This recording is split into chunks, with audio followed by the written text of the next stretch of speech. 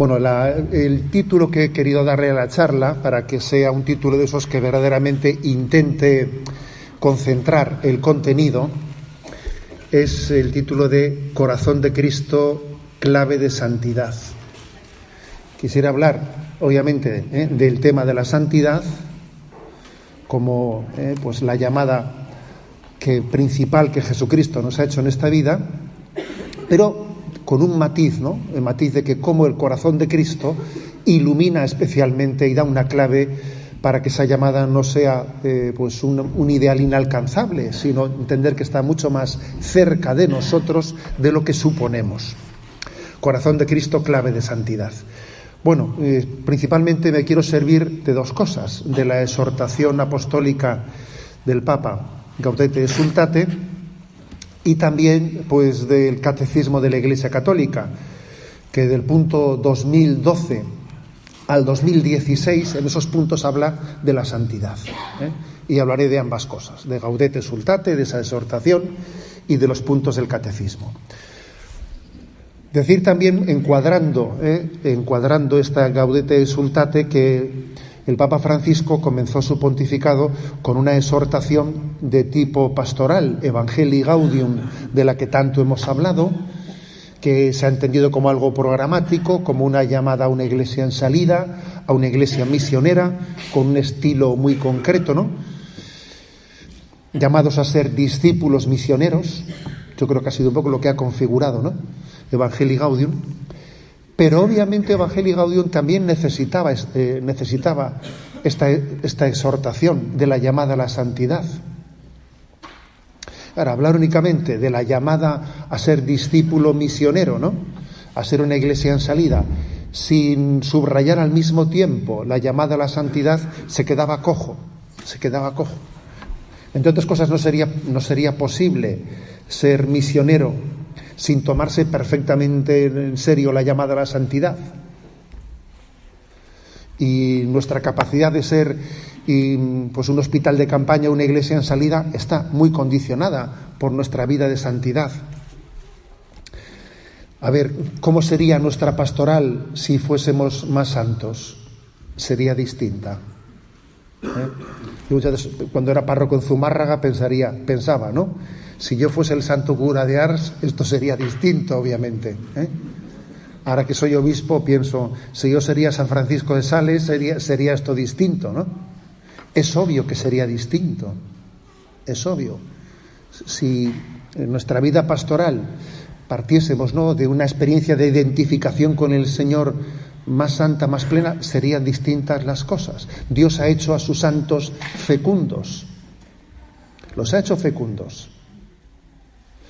Eso no quiere decir, ojo, que en el fondo sea nuestra santidad personal la que sea la causa del fruto pastoral, Eso sería un error pensar eso.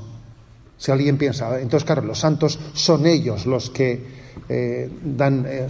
son la causa, el origen de la fecundidad del fruto pastoral. No, eso no es verdad.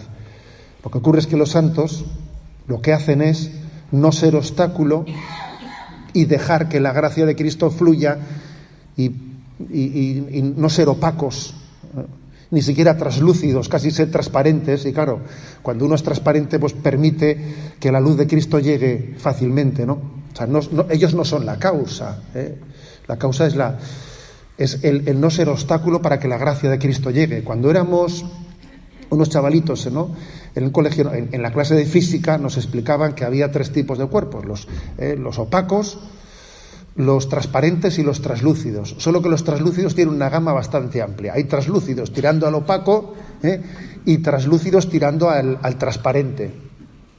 He aquí la cuestión. Aquí es donde nos la jugamos, ¿no? En la medida en que seamos un translúcido tirando al opaco, es que verdaderamente somos un impedimento para que Cristo llegue a los demás. En la medida en que seamos un translúcido tirando al transparente, pues permitiremos que Jesús se pueda servir de nosotros como instrumento suyo, ¿no? Que ser instrumento de Dios es algo muy humilde, pero muy potente al mismo tiempo. Es tan humilde como potente eso de ser instrumento de Cristo.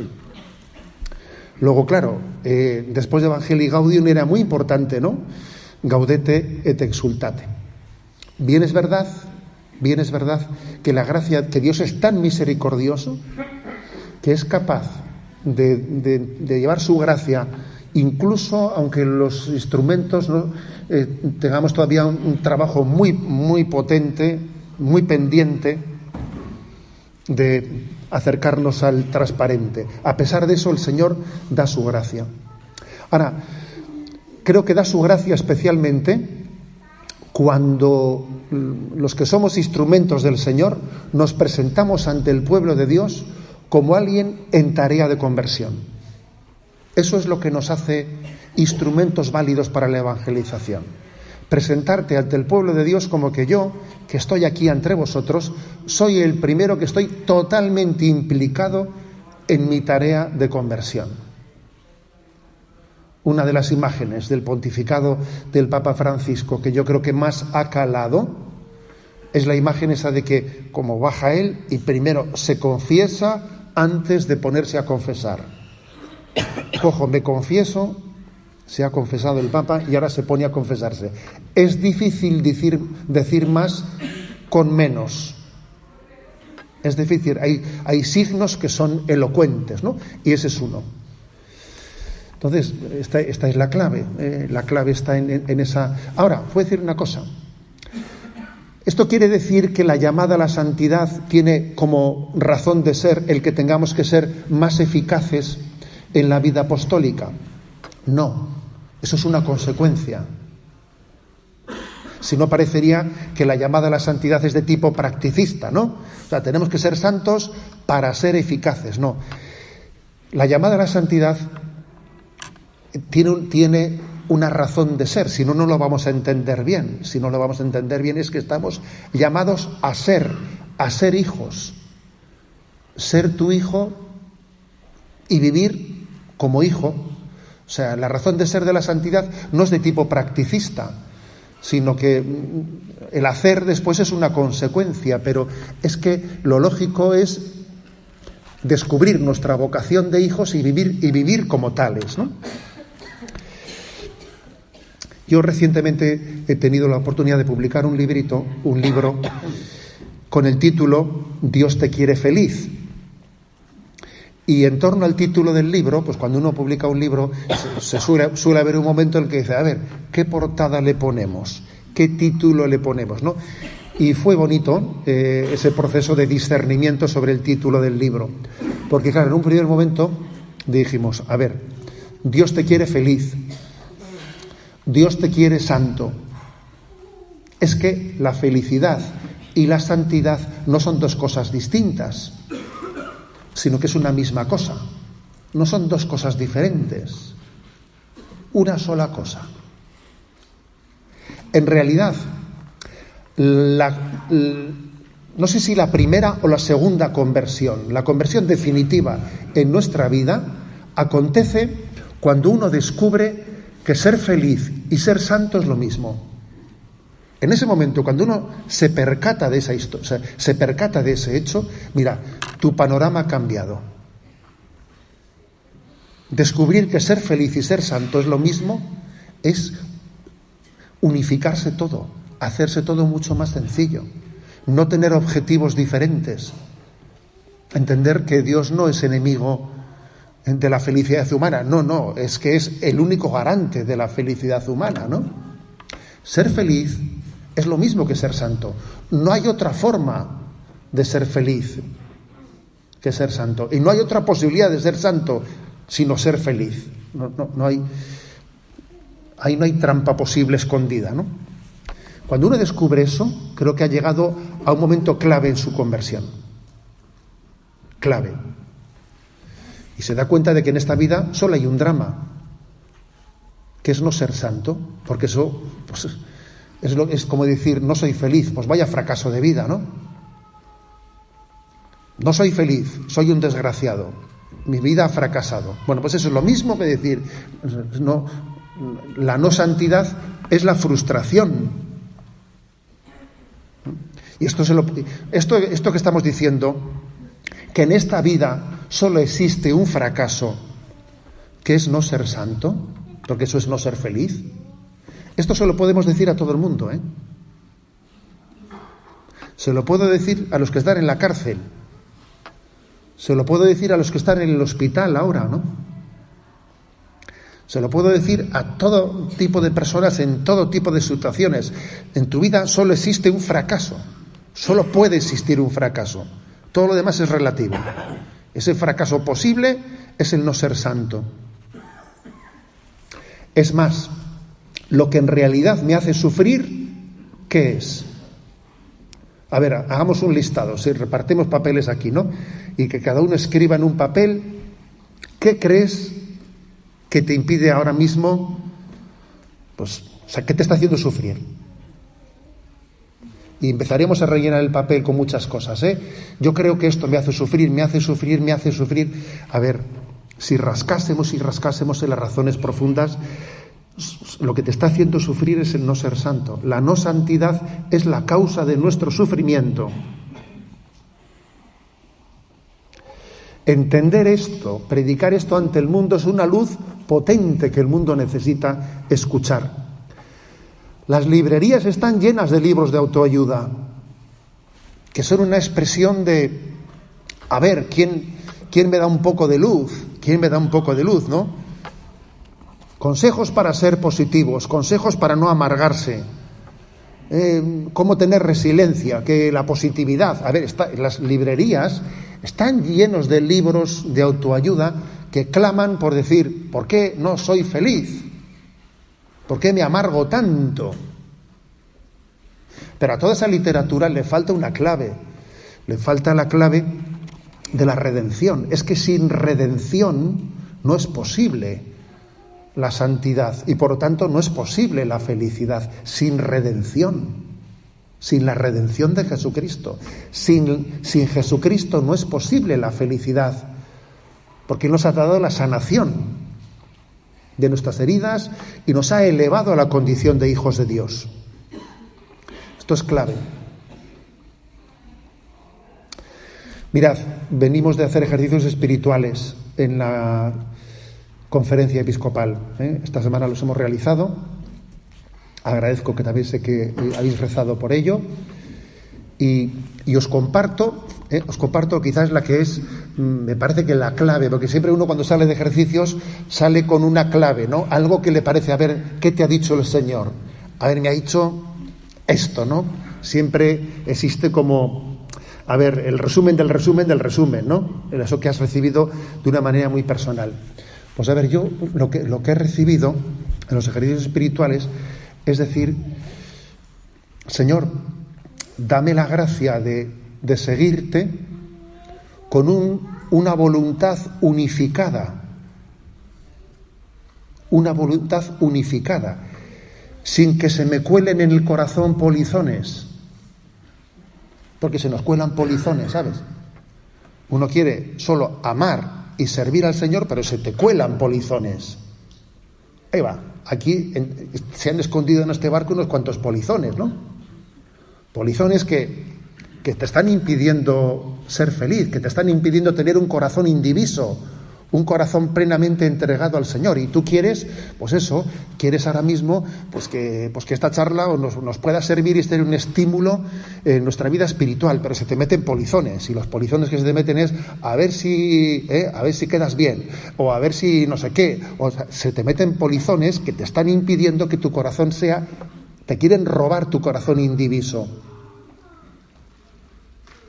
Entonces, la clave de la santidad es el corazón de Cristo, porque el corazón de Cristo es un corazón indiviso,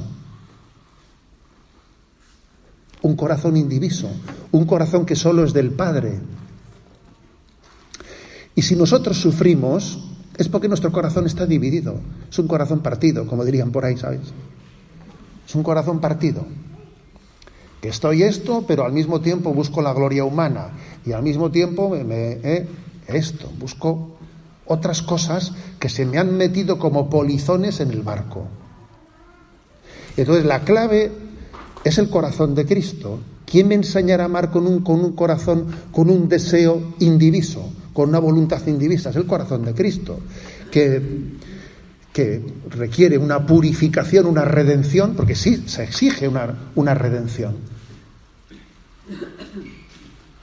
Y algo que me parecía también muy luminoso en los ejercicios es lo siguiente. ¿Cómo se hace eso? ¿Cómo se alcanza ese corazón indiviso?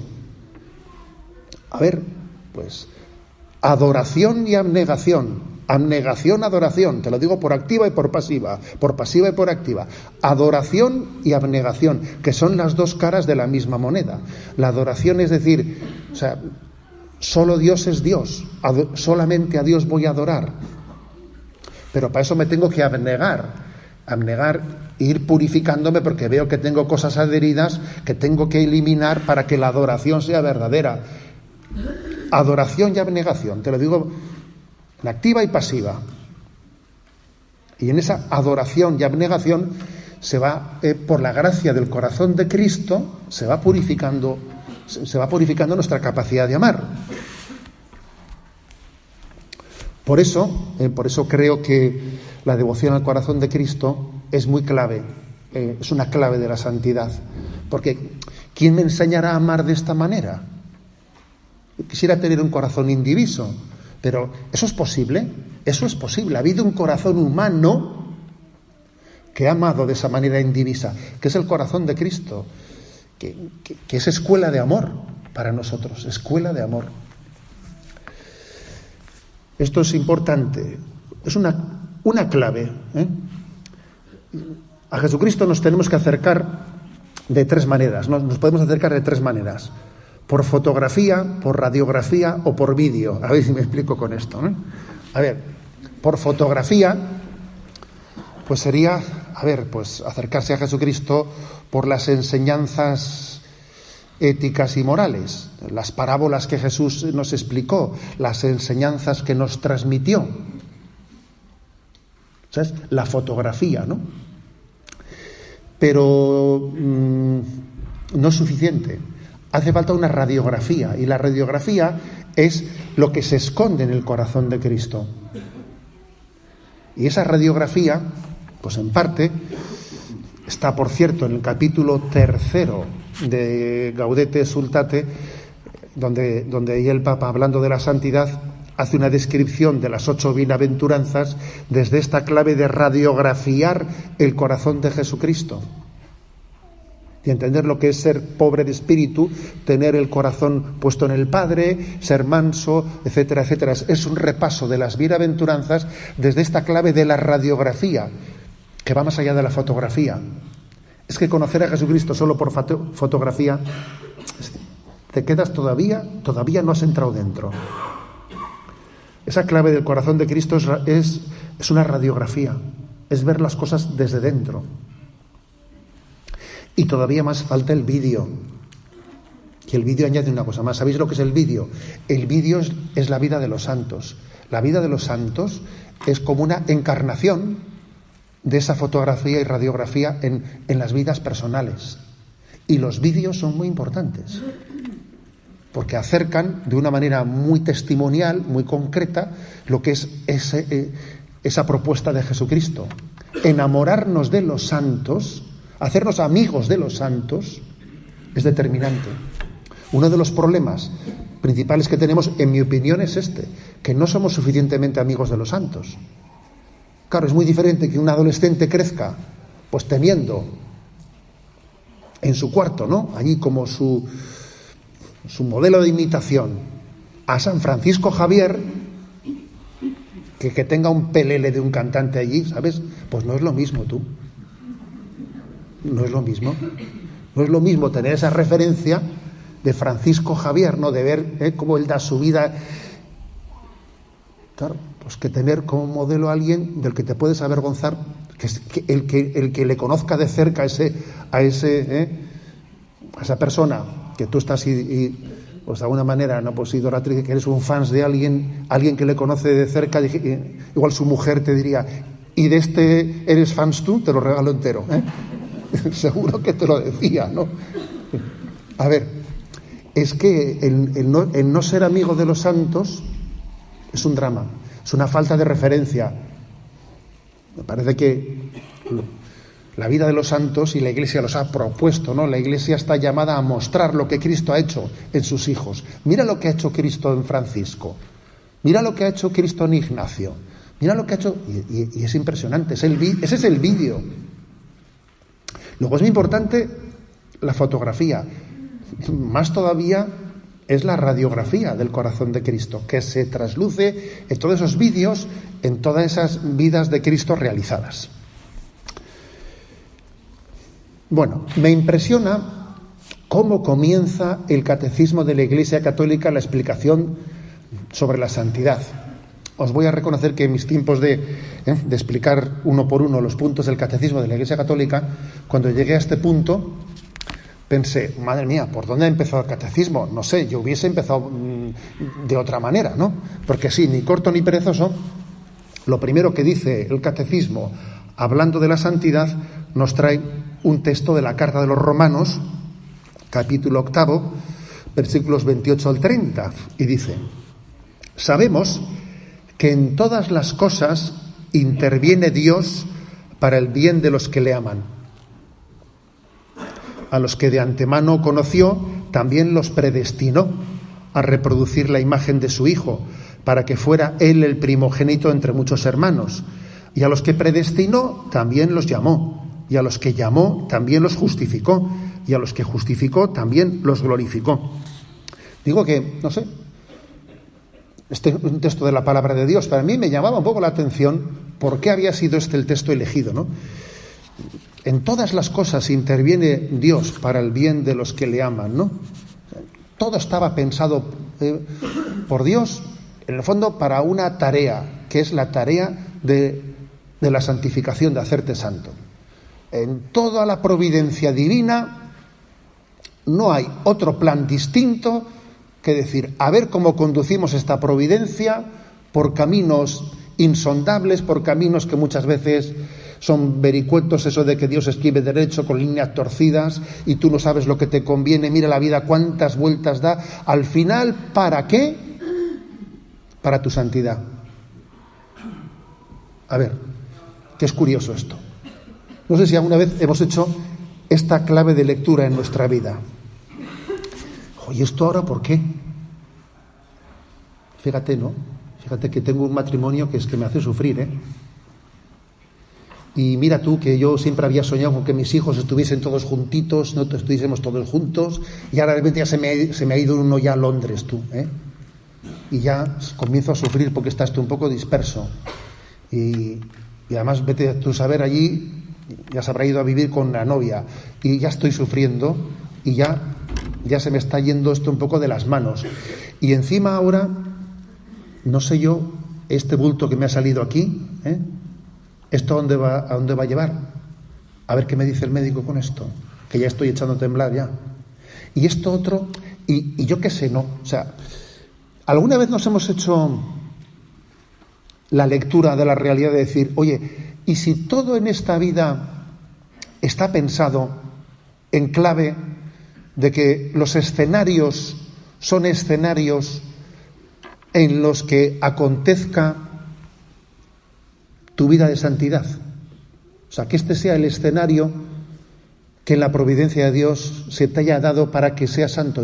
¿Y todo esto por qué ha acontecido? ¿Y no será que Dios quiere que en medio de toda esta situación yo me entregue que no esté esperando a ver cuándo pasa este chaparrón, sino que en esta situación Dios tenga un designio de hacernos santos, ¿no? Por eso viene a decir que en todas las cosas Dios interviene en bien de los que le aman, porque el único objetivo definitivo, irrenunciable, en el que nos la jugamos, es ese. Es el que Dios complete en nosotros la obra de la salvación, que Dios lleve a su cumbre la obra buena que ha comenzado en nosotros, ¿no? Que no se quede a medias ese proyecto de santidad en nuestra vida, que seamos cristificados. El Día de Reyes estuve en la cárcel, ¿no? San Sebastián. Ahí es tradición que el obispo el Día de Reyes visite a los presos. Y siempre les entrega como regalo el Evangelio del día, para que durante todos los días uno pueda leer el Evangelio. Y les dije esto, les dije, oye, ¿tú te has puesto a pensar que la historia de tu vida, que en la providencia de Dios en tu vida, Dios tuviese pensado que tú también pasases por la cárcel, para que este paso por la cárcel pudiese llevarte a descubrir que lo único importante es la vida de santidad y que todo lo demás es un auténtico, un distraerme, y que tú recibieses la palabra de Dios como luz, lámpara en tu camino, luz que guíe en tus pasos? Que igual Dios te ha traído aquí para que puedas escuchar esto, que si no, no lo hubieses escuchado. Y cuando después estábamos dando a besar al niño Jesús, según cantábamos villancicos al final, hubo un hombre que tenía, me dijo él, 70 años, era el mayor de la prisión, que tenía 70 años, y me dijo, me doy cuenta, me dijo, después de 70 años Dios me ha traído aquí para escuchar esto, me dijo. Y digo, pues es verdad. Eso es exactamente así. Eso no le quepa a usted duda. Es exactamente así.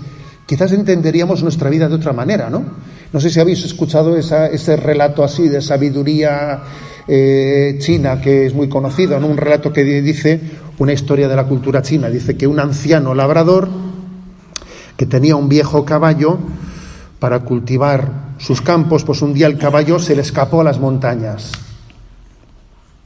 Y cuando los vecinos se enteraron, se acercaron para lamentar su desgracia, ¿no? Y el anciano les dijo, bueno, buena suerte, mala suerte, quién sabe, ¿eh? Y una semana después el caballo volvió con una manada de caballos salvajes, detrás de él. Los vecinos, sorprendidos, viendo aquel chollo, ¿no?, felicitaron al labrador por la buena suerte que había tenido, ¿no? A lo que el labrador respondió, bueno, buena suerte, mala suerte, quién sabe, ¿no? Y luego resulta que el hijo del labrador intentó domar a uno de los caballos salvajes. Se cayó, se rompió una pierna, y todo el mundo, y a todo el mundo le dijo, bueno, que a los que decían vaya mala suerte, ¿no? El hombre repitió lo de siempre, buena suerte, mala suerte, quién sabe, ¿no? Y unas semanas más tarde el ejército entró en guerra y estaba reclutando a jóvenes, ¿no? Pero como aquel chico tenía la pierna rota, no se podía levantar de la cama, pues no le reclutaron para la guerra, ¿no? Y entonces el padre dijo lo de siempre, buena suerte, mala suerte, quién sabe, ¿no? Y supongo que en la cultura oriental, la moraleja de ese relato es la moraleja de decir, las apariencias engañan, no tenemos ni idea, la vida no la controlamos, pero desde nuestra perspectiva la lectura es distinta, que es exactamente el punto elegido por el catecismo, ¿no? Sabemos que en todas las cosas interviene Dios para el bien de los que le aman. Esta es la afirmación primera cuando vamos a hablar de la santidad. Todo cuanto acontece en esta vida, también la llamada a este retiro, todo cuanto acontece en esta vida está integrado en un plan de Dios que está completamente comprometido. Dios está completamente comprometido con el empeño, con el reto de nuestra santificación. Es el único fin, la única meta. Continúa el catecismo y dice, el punto 213, el siguiente. Todos los fieles de cualquier estado o régimen de vida son llamados a la plenitud de la vida cristiana y a la perfección de la caridad. Todos son llamados a la santidad. Sed perfectos como vuestro Padre Celestial es perfecto. Todos llamados a la santidad. ¿Qué ocurre? Pues que en nuestro mundo, en nuestra cultura occidental, esta es una llamada que comenzamos ya por un problema, y es que encuentra una escucha escéptica. No, es el no exagerar. No hay que ser fundamentalista. Seamos sinceros. Esa es la reacción. Esa sería la reacción mayoritaria si en este momento alguien pues se pone en medio de la calle haciendo una llamada a la santidad. Lo primero que alguien diría, ya está, el fundamentalista de turno. Ya está aquí el talibán Y sería la lectura primera que se haría, porque este mundo ha hecho de la mediocridad su bandera, sin llamarla así, pero ha hecho de la mediocridad su bandera. Yo tuve en mis años de seminarista un profesor que ya ha fallecido, se llamaba don Evencio, y el hombre un día nos dijo: a ver, chavales, es muy importante que en vuestra vida no confundáis lo normal y lo corriente. Confundir lo normal y lo corriente es un drama. Pues porque lo corriente pues será que, la mayoría de los jóvenes, no sé, en determinados ambientes beban alcohol, estén hasta no sé qué horas, fumen no sé qué, eso es lo corriente, pero no es lo normal. Por muy corriente que sea, no es lo normal. Y nos decía él, y lo normal pues es que un joven cristiano pues rece a su madre, rece el rosario, se consagre a ella, intente ser hijo suyo, pero no es corriente, es normal, pero no es corriente. Entonces nos decía, nos va la vida en distinguir lo normal y lo corriente. Y la verdad es que es algo que se me ha quedado muy grabado y que he repetido muchas veces, ¿no? Lo que nos contó don Evencio allí en el seminario, no sé exactamente qué clase era, ¿no? Sí, era clase de moral. Y precisamente lo que él quería transmitirnos en esa clase de moral es que lo normal es la santidad. Lo normal es la santidad. Es que lo otro es una anormalidad. Es una anormalidad. Recuerdo una entrevista de esas que se le hizo a la Madre Teresa de Calcuta, de las pocas entrevistas que había, que se conservan, y había un periodista de la BBC que le dice, ¿no? Madre Teresa, dicen por ahí que usted es como una santa viviente. ¿Qué dice usted al respecto? Yo claro, veo eso y digo, madre mía, a ver qué digo yo. ¿Qué hubiese respondido yo? Pues yo creo que en mi vanidad hubiese respondido, no, yo soy un pecador, ¿sabes? No, o sea, no sé, me hubiese sentido súper incómodo con la pregunta y me hubiese dado una falsa imagen de humildad, no lo sé.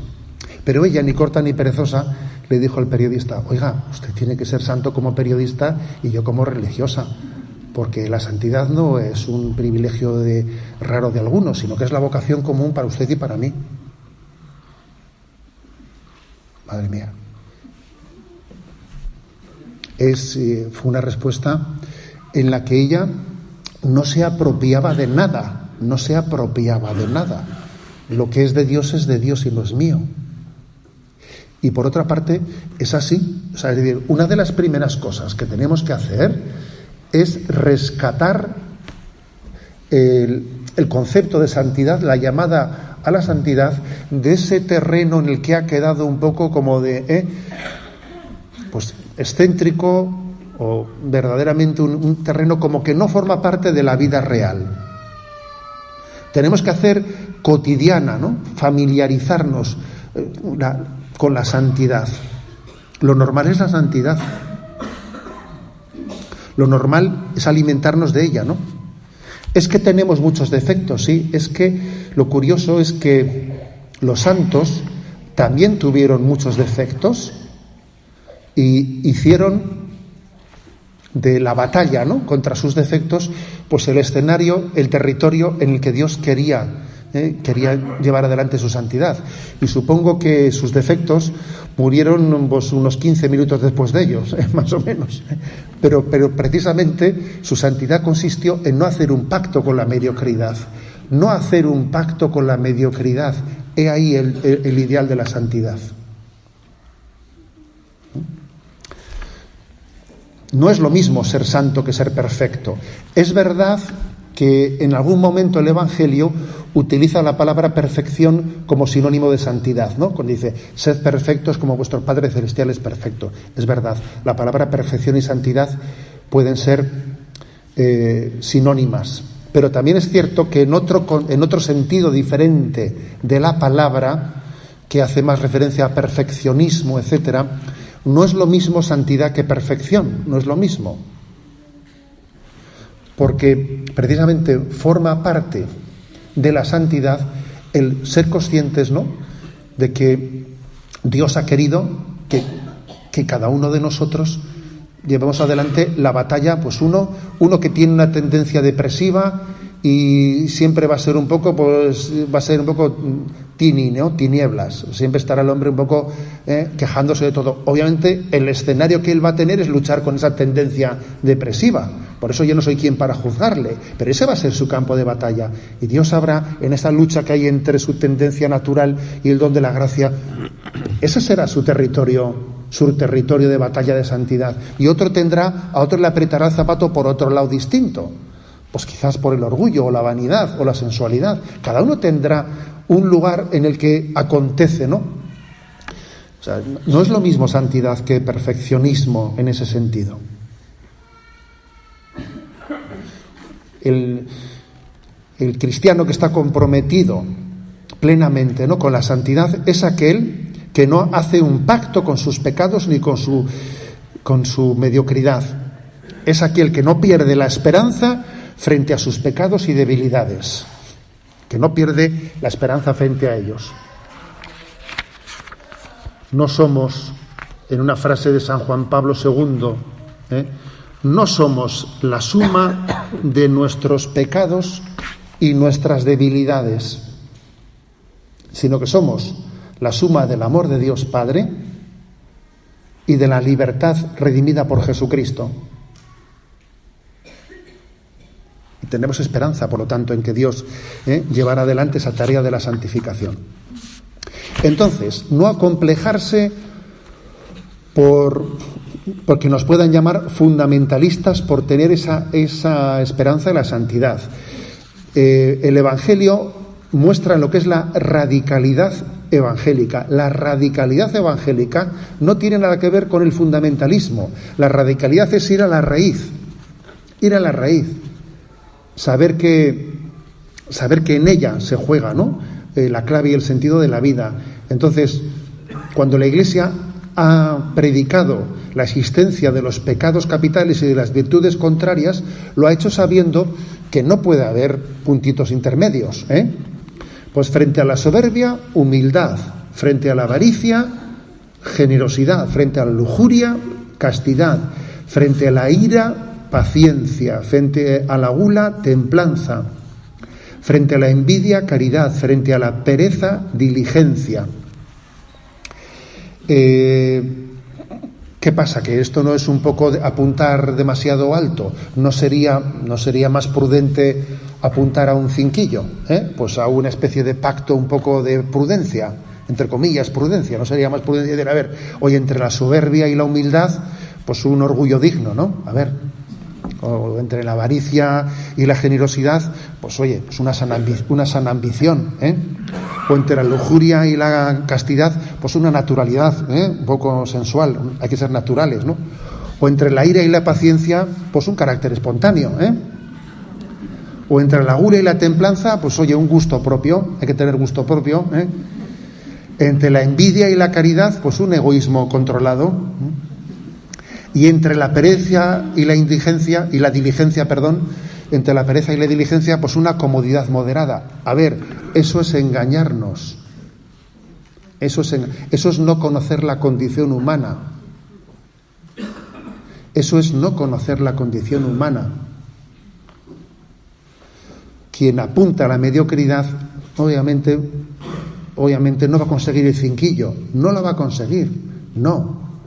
Va a ser un transparente, no, mejor dicho, un translúcido tirando al opaco. No nos engañemos. Va a tirar al opaco. Y quien apunte al transparente, pues bueno, se acercará en su translúcido más al transparente. El cinquillo no existe. El cinquillo no existe, no ha existido nunca. Esta es la prosa. Yo creo que cuando la Iglesia hace una propuesta de santidad, una llamada a la santidad, lo hace en base a dos cosas.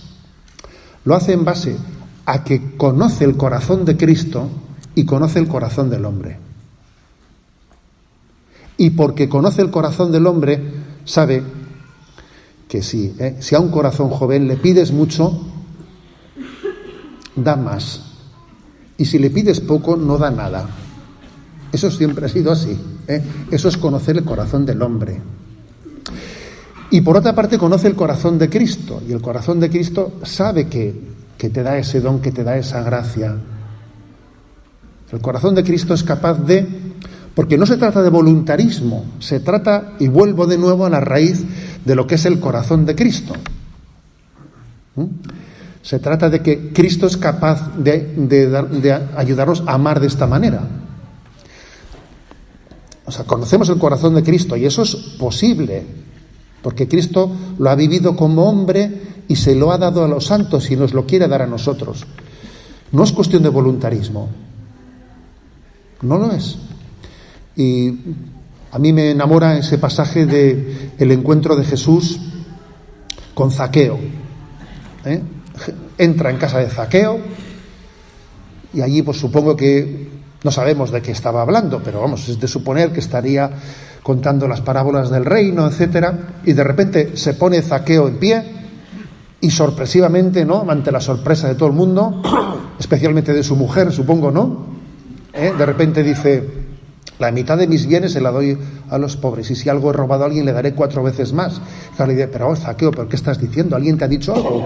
¿Alguien te ha reprochado algo? No, ya sé que nadie me ha reprochado nada, pero es que yo he conocido el corazón de Cristo y sé que el encuentro con la gracia, pues tiene como consecuencia la transformación de la vida. Si es que nadie me lo ha dicho, si ya lo sé. Pero es que el encuentro con el corazón de Cristo lo hace posible. Lo hace necesario, que es distinto. No solo posible, sino necesario. Recuerdo que a un profesor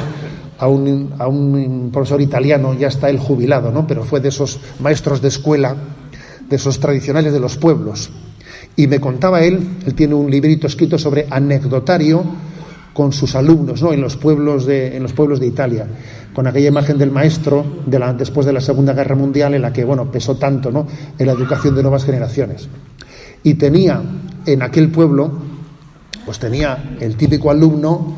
Entonces, además eran escuelas de esas en las que estaban todos los cursos mezclados, porque no había allí, en aquel pueblo, me decía él, no había alumnos suficientes para tenerlos separados. Y debía haber un tal Pietro que se las traía, que era el típico chaval que era pues un imposible, que por hacerse el gracioso pues reventaba todas las clases. Y el chaval se pasaba más tiempo en el pasillo que dentro, ¿no? Y me contaba él, aquel hombre, que un día, en el que, harto ya, no sabiendo cómo hacer, se le ocurrió decirle al chaval, por quitárselo un rato más, ¿no: mira, vete a la iglesia, y te pones delante del sagrario y a ver qué te dice Jesús. Hala, cogió y lo mandó, ¿no? Me decía, aquí, pensando que me lo voy a quitar un rato más de encima, en vez de tenerlo aquí en la puerta, que lo manda allí, ¿no? Y el chaval tardaba en regresar, ¿no? Que a él le llamó la atención, Y cuando entró, dice que se le veía que algo había pasado, que el chico tenía los ojos, que había llorado mucho, ¿no? Que había llorado. Y entonces dice: ¿y qué te ha dicho Jesús? Y el hombre dice que le dijo: me ha dicho que también usted me perdone, Y claro, y me decía, creo que fue lo único que hice en mi vida con ese chico que verdaderamente le pudo transformar. Dije, yo no he podido con él, a base de reprensiones, no he podido hacer nada. Y por desesperanza, porque no sabía qué hacer, se me ocurrió mandarle delante del sagrario y fue lo único que hizo algo con él. O sea, me di cuenta que en el fondo es el encuentro con Jesús. Cuando alguien se sabe amado, es posible la santidad, es un don. Por eso, los 2 puntos siguientes del Catecismo, el 2014 y el 2015, plantean correlativamente dos temas que son como las 2 alas, la mística y la ascética. El 2014 habla de la mística y el 2015 de la ascética. El progreso espiritual tiende a la unión cada vez más íntima con Cristo. Esta unión se llama mística. Y el siguiente habla de la ascética, ¿no? Bueno, Muy importante tener en cuenta estos dos aspectos. Igual que la razón y la fe se conjugan, tienen que estar conjugadas para llegar a Dios, la mística y la ascética, las dos tienen que estar conjugadas. Hoy en día puede existir el riesgo de voluntarismo y el riesgo de una falsa mística. Una falsa mística que pretenda, ¿no?, pues llegar a Dios sin implicarnos plenamente nosotros en esa gran batalla. En Gaudete Sultate, en el capítulo 2, habla de dos sutiles enemigos de la santidad. El Papa dice eso, ¿no? Es interesante. Dice, dos sutiles enemigos de la santidad. Uno primero, el gnosticismo, y uno segundo, que él llama el pelagianismo. Gnosticismo y pelagianismo. Brevemente expuestos, ¿no? El gnosticismo es aquel que atribuye la salvación a la inteligencia. Pensar que la salvación va a ser alcanzada por aquellos que han descubierto una especie de teoría secreta que únicamente los iniciados, los que son más adelantados, son capaces de entenderla. Es un poco pues esa tendencia mistérica que está presente también en nuestra cultura, Toda esa tendencia orientalista que en este momento se introduce, en el que es una tendencia gnóstica, de pensar que al encuentro con Dios pueden llegar aquellos que han conocido las cábalas, han conocido pues lo que es una especie de concepción del hombre que estaba oculta, y que si se te abren las chakras no sé qué y no sé cuántos. A ver, un momento. Que el conocimiento de Dios está reservado para los sencillos. Está reservado, si no os hacéis como niños, no entraréis en el reino de los cielos. El gnosticismo es la tendencia a una invención mía de cómo es Dios, a un subjetivismo. Es un calentar la cabeza pero enfriar el corazón, Están llenas las librerías de libros de este tipo, de tendencia gnóstica. Yo he estado viendo cuáles han sido los libros más vendidos estas Navidades de temas de espiritualidad, y entre los libros más vendidos están libros de tendencia gnóstica, todos de cábalas, de no sé qué. Esa es una tendencia en la que no nos terminamos de convencer que a Dios se le conoce arrodillándose humildemente. Si no os hacéis como niños, no entraréis en el reino de los cielos. Todo eso es papel manchado de tinta. Y está, por otro lado, el segundo sutil enemigo, es el pelagianismo, dice el Papa, ¿no? El pelagianismo, que atribuye la salvación a la voluntad, que lo que dice es menos rezar y más hacer. ¿Y qué hacen esas monjas ahí metidas entre cuatro muros? Ahí más les valdría si estuviesen fuera. A ver, eso también forma parte de esta cultura. Entender que la salvación está únicamente referida a las obras que hacemos. Es olvidarnos de la dimensión vertical del don de la gracia y pensar que el mundo lo salvo yo con mis obras. Esa tendencia pelagiana está en nuestra cultura. Vaya que sí está. Es despreciar los medios de gracia, despreciar la oración y pensar que el mundo lo salvo yo con mis obras buenas. Eso es pelagianismo. Son los dos sutiles enemigos de la santidad. La tendencia gnóstica, que pone todo su acento en el conocimiento, y la tendencia pelagiana, que pone todo su acento en la voluntad humana.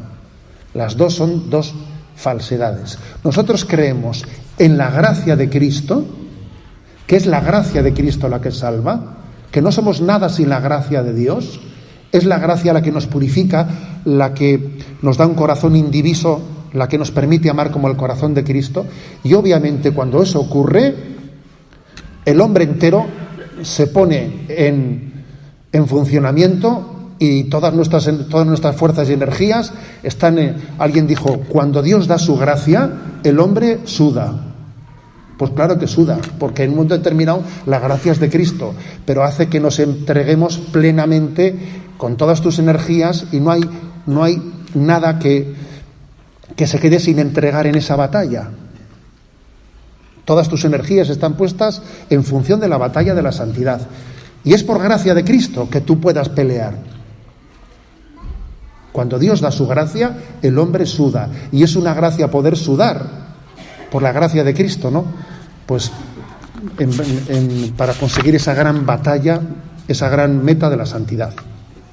Bueno, termino con el último de los puntos del Catecismo, que es el 2016, que dice cómo la Santa Madre Iglesia espera justamente la gracia de la perseverancia final y de la recompensa de Dios su Padre por las obras buenas. O sea, esperamos que Dios culmine esa gran batalla de la santidad al final de nuestros días. Dos cosas voy a decir para concluir. Primero, que la perseverancia final hay que pedirla como una gran gracia. Señor, dame la perseverancia final. O sea, que mi vida sea perseverante, que no sea hoy sí, mañana no. Señor, te pido la gracia de la perseverancia. Y segundo, que confiemos mucho en Dios, que existe una gran noticia de la cual hablamos poco, pero que es un don de la misericordia, y es la existencia del purgatorio. Sí, la existencia del purgatorio es también una manifestación de la misericordia de Dios, que es capaz de cumplir con su promesa de hacernos santos más allá incluso de esta vida, purificándonos más allá de donde nosotros no habíamos llegado a purificarnos en esta vida. O sea, la promesa de Dios por la santidad se lleva adelante más allá de esta vida, en ese estado de purificación. Y por eso oramos por nuestros difuntos. Y cuando oramos por nuestros difuntos, que sepáis, ofrecemos la Santa Misa por ellos, que sepáis que estamos ayudando a completar la tarea de la santificación. Bendita Iglesia, en la que todos nos ayudamos unos a otros, formando una gran comunión con ese objetivo común de la santificación. Por eso, ¿no? Pues le invocamos a María, nuestra Madre, como aquella que está plenamente entregada, ¿no? También a la ayuda de las almas, ¿no? Más allá también de esta vida.